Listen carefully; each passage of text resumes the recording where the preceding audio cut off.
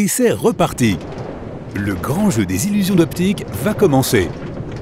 On attache sa ceinture et on s'accroche. C'est parti! Regarde ces fleurs, elles sont jolies, pas vrai? Surtout sur un fond gris. Quoi qu'il en soit, accorde une attention particulière à leur centre. Est-ce qu'ils te semblent de taille différente? Si oui, regarde à nouveau. Ils sont absolument similaires. Tout cela est dû aux pétales qui les entourent. Les plus gros font paraître le centre plus petit, et vice-versa. Même un zoom n'aide pas, mais tu peux visuellement dans ton esprit enlever les pétales et vérifier par toi-même. On passe à la suivante. Regarde les murs ici. Sont-ils plats ou non? Je parie que tu les vois comme un peu déformés, comme s'ils comportaient des fosses et des bosses. Cet effet est obtenu grâce à la combinaison des couleurs opposées, les dégradés à l'intérieur des carrés et les petits carrés à l'intérieur des plus grands. Le changement drastique de couleur perturbe notre perception, faisant ressembler les carrés à des cubes ou à d'autres formes en 3D, alors qu'il n'y a que des surfaces parfaitement plates. Laisse tes yeux se reposer un peu et regarde le magnifique paysage. Ok, peu importe, allons à l'inferno. Quoi qu'il en soit, prépare-toi pour la pièce suivante et garde les yeux ouverts, tu en auras besoin. Tu te souviens que je t'ai dit que les murs semblaient déformés dans la pièce précédente? Oublie ça, voilà ce que j'appelle déformé. Même si tu gardes les yeux collés sur un point unique, le motif semble bouger. Et si tu oses déplacer ton regard, essaie de ne pas avoir le vertige. Les carrés et les points ont des couleurs opposées, ce qui fait que ton cerveau ne parvient pas à traiter l'information assez rapidement. Maintenant, si tu regardes devant toi dans ce tunnel, tu verras plusieurs couleurs s'entremêler et former une spirale époustouflante. Combien de couleurs y a-t-il? Je peux te le dire, du violet, de l'orange et du vert. C'est ça, 3. Si tu vois du bleu ou du rose, tes yeux te jouent des tours. Ces 2 couleurs supplémentaires peuvent apparaître, encore une fois, à cause du choc des couleurs dans lesquelles le tunnel est peint. Si tu regardes quelque chose de vert pendant quelques secondes, puis que tu déplaces ton regard vers une surface blanche, tu verras du violet, et vice-versa. Et lorsqu'ils se déplacent rapidement, ils peuvent faire croire à ton cerveau qu'il y a autre chose. Et voici la petite chambre de torture d'un perfectionniste. Enfin, pas si petite. Regarde attentivement les motifs sur les murs.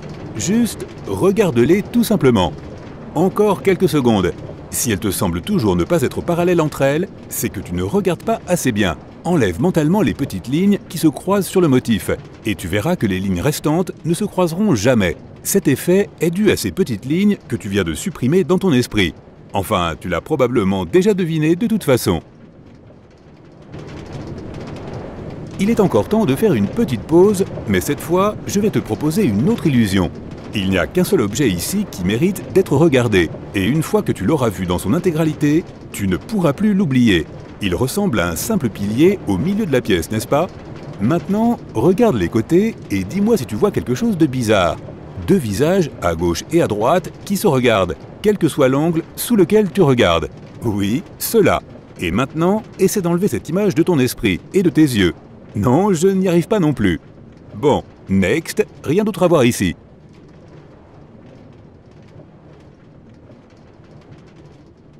Ok, ça tu l'as déjà vu, donc tu pourras deviner de quoi il s'agit. Il y a 3 couleurs ici, blanc, violet et vert, avec une autre qui te regarde juste en dehors de ton champ de vision. Dis-moi dans les commentaires laquelle tu vois. Pour moi, c'est encore le rose. Ou est-ce le bleu? Non, le rose sûr et certain. Là, tu ne le vois pas? Juste là. Oh, allez quand même. Très bien. Maintenant, tu dois regarder juste devant toi, le cadre gris autour des rails, précisément. Les parties gauche et droite de ce cadre sont-elles de la même couleur ou de couleurs différentes? Eh bien, quand la colonne de sable s'effondre, tu vois que ce sont 2 parties d'un même cadre. Tu t'es fait avoir, hein? Au fait, les carrés gris sur les murs blancs et noirs sur les côtés sont aussi exactement de la même nuance, si tu te posais la question. On passe à la pièce suivante par ce couloir bizarre. Et l'objet dominant ici est le mur coloré sur la gauche. Je vais le longer à gauche et à droite pour que tu devines ce qui ne va pas. Ou avec tes yeux d'ailleurs. Comme il s'agit d'une illusion d'optique, tu as peut-être déjà remarqué que, quelle que soit la direction dans laquelle tu vas, l'image sur le mur semble bouger avec toi.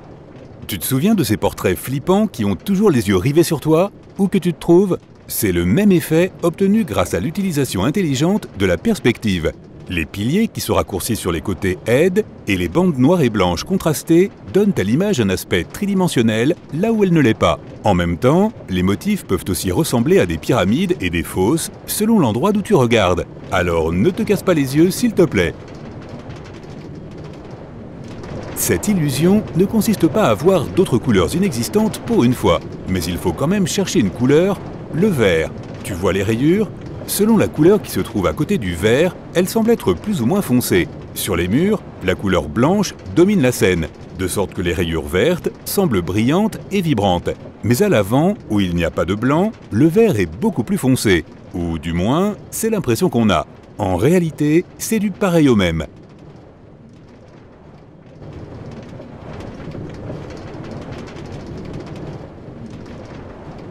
Maintenant, regarde à nouveau devant toi. Ne fais pas attention aux murs, même s'ils sont beaux, c'est vrai.